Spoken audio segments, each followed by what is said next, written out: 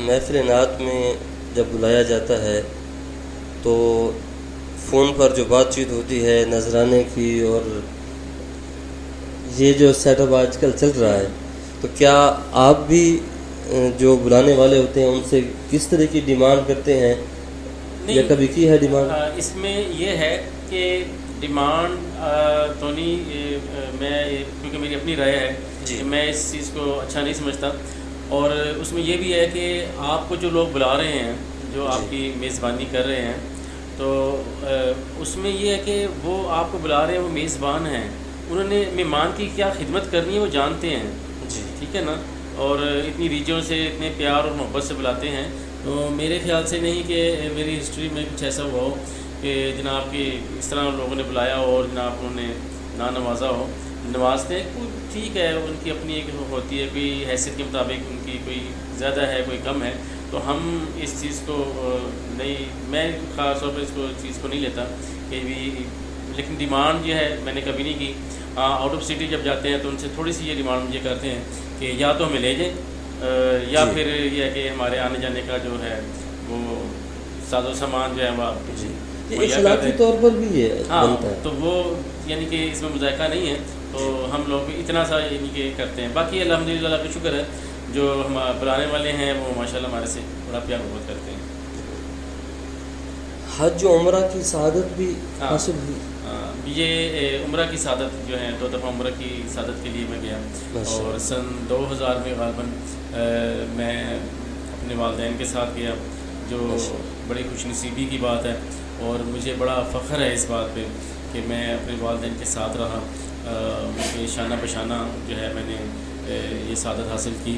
اور اس کے بعد سن 2016 میں یہ سعادت مجھے حاصل ہوئی۔ میں ایک دفعہ پھر حضور کی در کی حاضری کے لیے گیا۔ عمرہ شریف کا کوئی یادگار واقعہ؟ عمرہ شریف کا واقعہ تو ماشاءاللہ سے وہاں کے بڑے ہیں کہ ہر لمحہ ہی وہاں کا جو ہے نا نہ بھولنے والا ہے، تو جب آپ نے بات کی ہی ہے تو میں بتا دوں آپ کو کہ مدینے کا بھی بتاتا ہوں، لیکن پہلے میں آپ کو حرم شریف کا بتاتا ہوں کہ جب عمرہ کیا، عمرہ کرنے کے بعد پھر ہم نے طواف کرنا تھا، پھر وہ ہم نے جو ڈریس تھا وہ چینج کیا، تو میں ملتزم کی طرف جانے کی طرف کوشش کر رہا ہوں، تو وہ جو دروازہ ہے ملتزم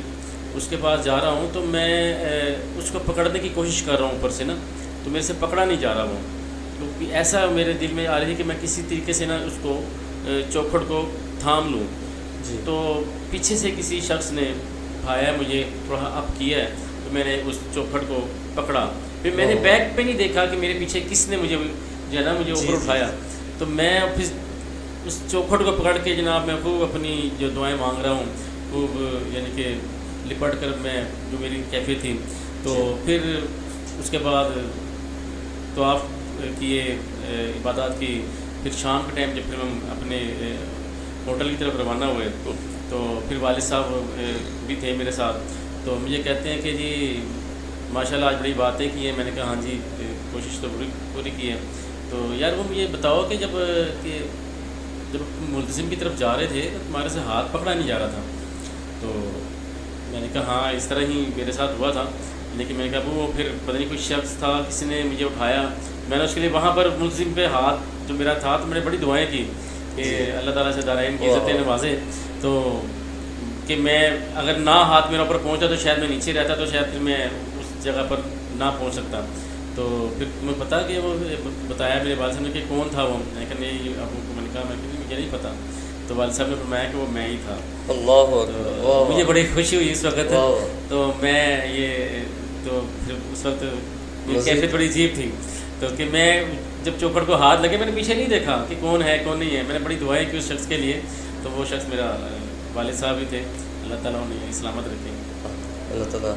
تمام ہمارے ویورز کے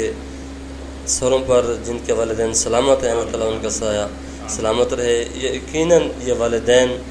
خود سے زیادہ اپنے اولاد کو بہترین اور کامیاب دیکھنا چاہتے ہیں، بالکل ایسے ہی ہے، بالکل ایسے ہی ہے، یہ والدین کا ہی خاصہ ہے۔ اور میں یہ بھی کہنا چاہوں گا کہ میں نے بھی والدہ کی بات کی، اور میرے والد صاحب نے بڑا پروموٹ کیا مجھے، بڑا سپورٹ کیا مجھے،